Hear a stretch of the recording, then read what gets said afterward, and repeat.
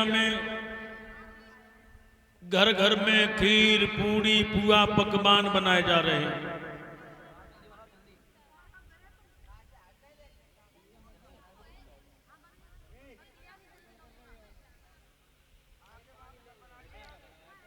पकवानों की सुगंधी आ रही है। भगवान कन्हैया मैया जसोदा के घर पर पहुंचे हैं तो मैया जसोदा भी रसोई में खीर पूड़ी पुआ पकवान बना रही। कन्हैया ने मैया जसोदा से पूछा, मैया एक बात बता। क्या लाला? आज मेरी समझ में नहीं आ रहा, क्या समझना है?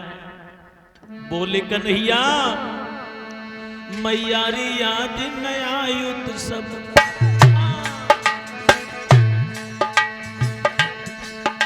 किस लिए मनाया जाता है, किसके स्वागत सत्कारों को सामान सजाया जाता है।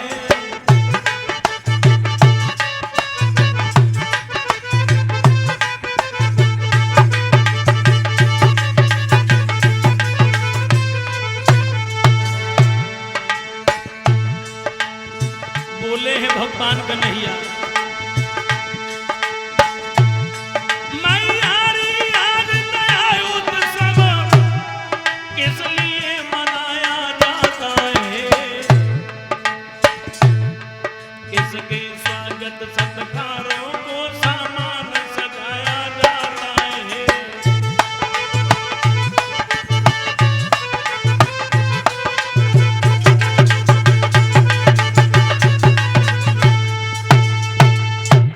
समझा के जवाब दिया है।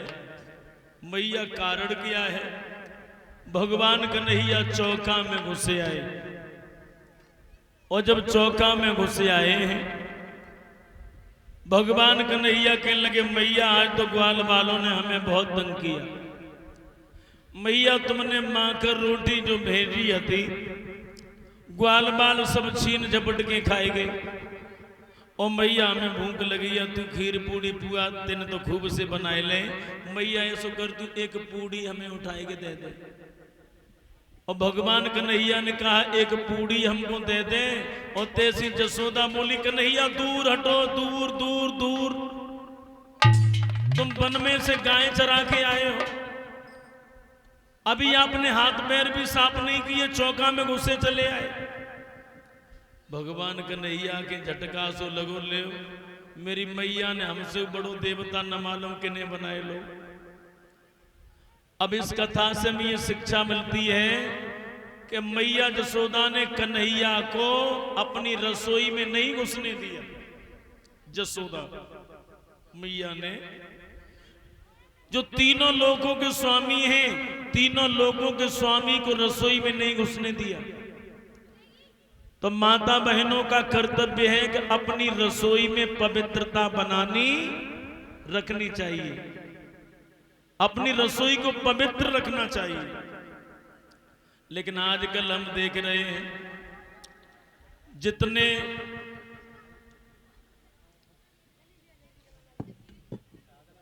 जितने साधन बढ़ रहे हैं उतनी पवित्रता घटती जाती है। अब माननीय हमारे देश के प्रधानमंत्री ने एक योजना चलाई थी, उज्ज्वला गैस योजना। उज्ज्वला गैस योजना में बिन्ने घर घर में सिलेंडर और बांट दे। एक ही बार भरे गए काऊ काऊ के, तो भाई ऐसे धरे फिर भरे ही नहीं गए। अब घर घर में सिलेंडर हो गए तो इन माता बहनों को और आजादी हो गई। और कछ तो हमने माताएं ऐसी देखी हैं कि जब माताएं चप्पल पहन के भोजन बनाने लगी, चप्पल पहन के रसोई बनाने लगी।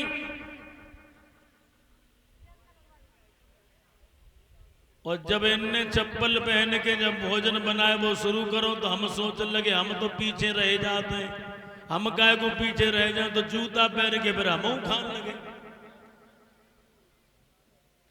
जूता पहन के हम खाने लगे। भगवान कन्हैया कहने लगे हैं मां कारण क्या है? तो मैया जसोदा बोली कन्हैया तुम्हें मालूम नहीं है आज देवराज इंद्र का पूजन है। देवराज इंद्र, ये देवराज इंद्र कौन है?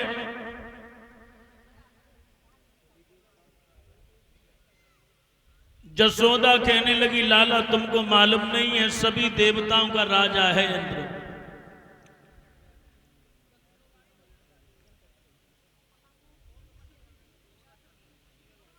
कन्हैया कहने लगे तो इनका पूजन काहे को करते हैं? जवाब दिया अब से थोड़ी कर रहे हैं, बरसों से करते चले आ रहे हैं। हम देवराज इंद्र का पूजन करते हैं और इंद्र जब प्रसन्न हो जाते हैं तो जल की वर्षा करते हैं। कन्हैया बोले मैया जल की वर्षा करते हैं, जल की वर्षा करते हैं, लेकिन जल की वर्षा से क्या फायदा होता है मैया? वर्षा से?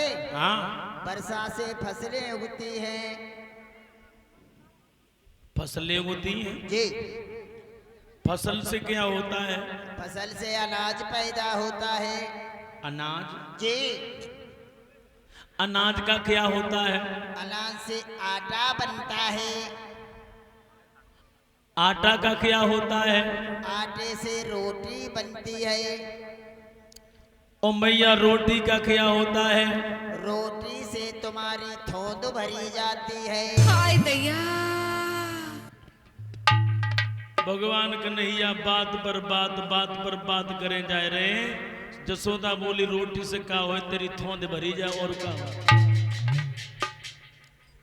तो भगवान कन्हैया कहने लगे मैया तुम लकीर की फकीर क्यों बनती जाती हो? वो कौन है? इंद्र वर्षा करने वाला। मैया एक बात बता, इंद्र की पूजा करते करते कितने दिन हो गए? मैं तो आई हूँ तब से लला करिए रही हूँ। अच्छा। हाँ, जब मैं आई हाँ। तब पूजा मुझे शुरू मिली। हाँ। को तो अरे मेरी सास करती थी, मेरी सास की सास करती थी, पता ना कब से हो रही है पूजा। अच्छा जी। तो मैया हाँ। तो तुम जब पूजा करती हो जी, पूड़ी पुआ पकवान बनाती हो जी, तो तुम्हारे भोग को इंद्र खाते? नहीं कभी नहीं खाते। मैं तो खोट के चढ़ा देती हूँ, गंगा जल चढ़ा देती हूँ। अच्छा, बस खोट के? बस ने खोटे ने के सोचती कि तुमने के ने खोट के चढ़ा दे पैया छोड़ लेती।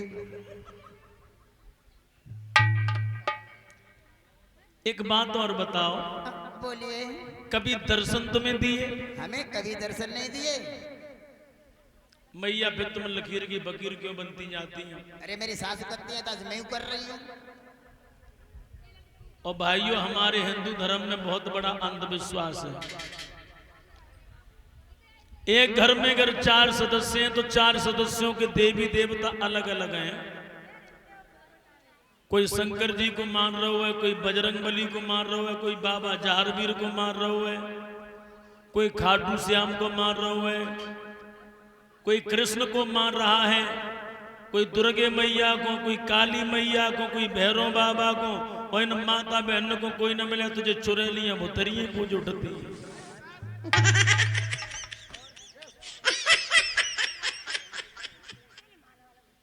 इनकी पूजा चलती रहती है। हम तो देखते हैं 6 महीना न कटे तो इनकी पूजा कोई न कोई शुरू रहती है। कबू खेत देवता की पूजा है, कबू सड़क देवता की पूजा है, कबू नानी देवते को दूध पिया रही है, तो कबू माई भांजे को टिपन बांट रही है, तो कबू सारी जीजा को जलेबी खवा रही है।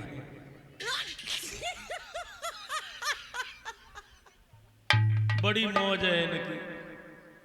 एक पूजा कई वर्षों से चली आ रही है, बहुत दिनों से, और इतनी बढ़िया देवी है वे कि कितनों संकट बच जाए लेकिन अब तुरंत संकट काट देती। संकटा महारानी की जहूं आई गई होगी, चल रही होगी संकटा महारानी की पूजा। और देखो कितना बड़ा संगठन, कितना अच्छा बनाया है। जिज्जी आज संकटियां कर रहे तुम हमारे घर खाए जाइयो बर्फी, फिर बे करेंगे फिर कहीं जिज्जी आज हम कर रहे तुम हमारे घर आ जाइयो संकट। एक दूसरे के संकट काटती है। और हमें तो जहां से मालूम है कि हमारे घरे एक दिन संकट कटे आते, हमारे घरे एक दिन कटे जकई के ऐसो करियो 10-15 किलो बुलाइयो चीनी। और पहली बार की बात रहे तो मैंने कि इतने का क्या होगा, जकई देखो हमने संकटियां पहले बूंदी थी, तुमने घरोर में प्लाट खरीदा था तब, सो हमने करना है। अब तुमने सिकवाबाद में भी मकान बना लिया तो अब डबल करें दे रहे, तुमने कर दो। चीनी का होगा कि चीनी की बर्फी बनाई जाएगी, फिर के मैंने खबाओ जाएगा। तो मैंने कि बढ़िया है घर की बर्फी, चलो हम खाए लेंगे। चीनी लेके आए को कथा चल रही थी, बर्फी बनाई रात में, सवेरे 8-9 बजे तैसी हमारे घर में 10-12-14 जनानी घुसी, भर रही। और जो 10-12 जनानी घुसी तैसी हमें घर बाहर निकाल दो, जगह तुम जाओ। तो हमने हम कथा में जा रहे, जगह भाई बगल में बैठ जाओ बरंडा में और वहीं पर तुम्हें खाना मिल जाएगा। सो हम बरंडा बराबर में बैठ गए। शास्त्री लेके गई मूंग की दाल रहे पतली और फुलकिया रहे। सो अब हम खा जाए, अब हम बाचक कर में रहे, मैंने कि बर्फी आएगी क्यों, बर्फी बनी है रात में। अब पूरी रोटी खाई ली, एक रोटी रह गई। अब हमने जगह मैंने क्यों वो बर्फी बनाई थी रात, सो जगह बे तुम अब थोड़ू खाओ तो सुहागे ने खाएगी, सुहागे ने